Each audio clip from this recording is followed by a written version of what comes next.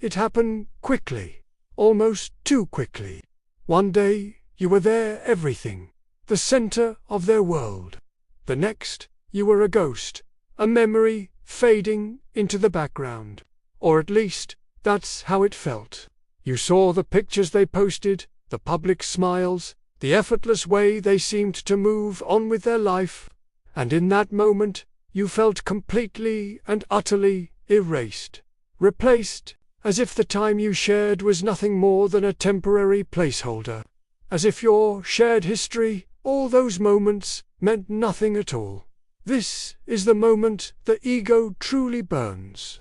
It's a fire fueled by the feeling of being replaced, because replacement so often feels like a direct comparison. You find yourself looking at the new person, analyzing every detail. Are they better looking? More successful? Smarter? Funnier? You must stop this. This line of thinking is a trap.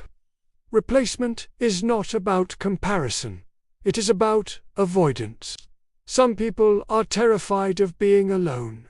They cannot bear to sit in the quiet stillness with their own thoughts and feelings. So, they jump. They leap from one person to the next, from one source of validation to another, desperately seeking a reflection of their own worth in someone else's eyes. You were not truly replaced. You were abandoned. An abandonment is a reflection of their capacity, their limitations, not a statement about your inherent worth.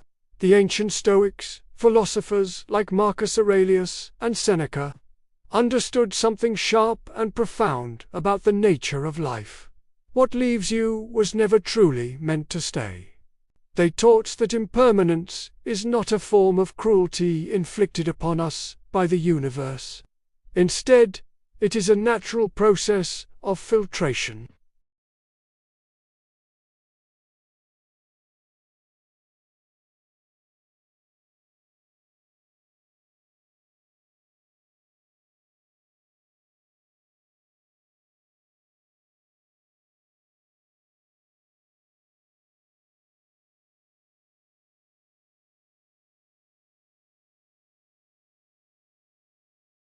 People who move on instantly are often just skimming the surface of their own lives and relationships. Now, your real work begins.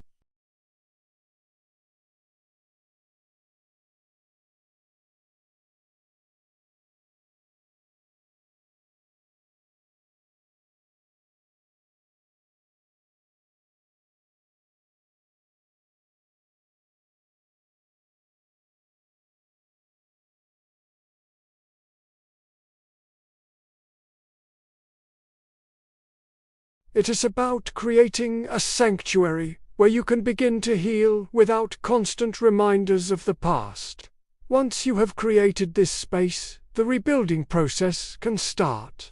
This isn't about building a louder, more extravagant life to prove a point. It's about building a stronger, more resilient foundation within yourself. This is a quiet, internal process. It's about finding stillness inside the whirlwind of impermanence. You were not replaced. You were redirected. You were guided toward a different path, one that leads back to your own strength and self-worth. This redirection, though painful, is an opportunity. It's a chance to cultivate what the Stoics called apatheia, not apathy or a lack of feeling, but a state of calm resilience where your peace of mind is not dependent on external events or other people's actions. It's the freedom that comes from knowing your value is intrinsic, not granted by another. Your worth is not a currency that fluctuates based on someone else's approval. It is a constant, a bedrock. The space they left is not a void to be filled in a panic. It is an open field, a blank canvas. What will you build there? This is the time to reconnect with the person you were before the relationship, and to discover the person you are becoming now. Revisit old hobbies. Read the books you set aside. Explore new interests that are yours and yours alone. Spend time in nature, listen to music that moves your soul, and simply be present with yourself. The goal is not to become someone new to attract another person. The goal is to become so completely yourself that your own company is a source of joy and contentment. When you build a life that you love, a life that is full and meaningful on its own, you become a fortress. Your happiness is no longer a fragile thing that someone else holds in their hands. It becomes an internal wellspring that you can draw from at any time. This journey is about turning inward and discovering the immense power that has always resided within you. It's about transforming the pain of abandonment into the strength of self-reliance. True strength isn't about never falling. It's about how you rise, quietly, powerfully, for yourself. As you walk this path, remember that healing is not linear. There will be days when the old feelings resurface, when the ghost of the past feels heavy. On those days, be gentle with yourself. Acknowledge the pain without letting it consume you. The Stoics would advise you to observe these feelings as a disinterested spectator. See them, name them, and let them pass like clouds in the sky. They are just echoes, not your present reality. You are building something enduring. While they are chasing fleeting validation from one person to the next, you are constructing a citadel of inner peace. Their foundation is built on sand, shifting with every new tide of emotion and external approval. Your foundation is being carved from stone.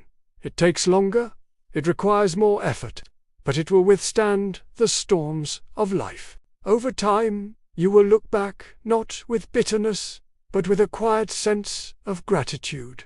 Gratitude for the lesson. Gratitude for the redirection. You will realize that their departure was not a loss, but a liberation. It freed you to find a deeper, more authentic connection with yourself. The most profound relationship you will ever have is the one with the person who is with you from your first breath to your last.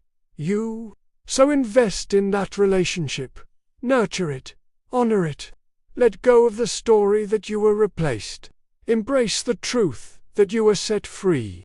Free to discover a strength you never knew you had, and to build a life that is unshakably, resiliently, and beautifully your own.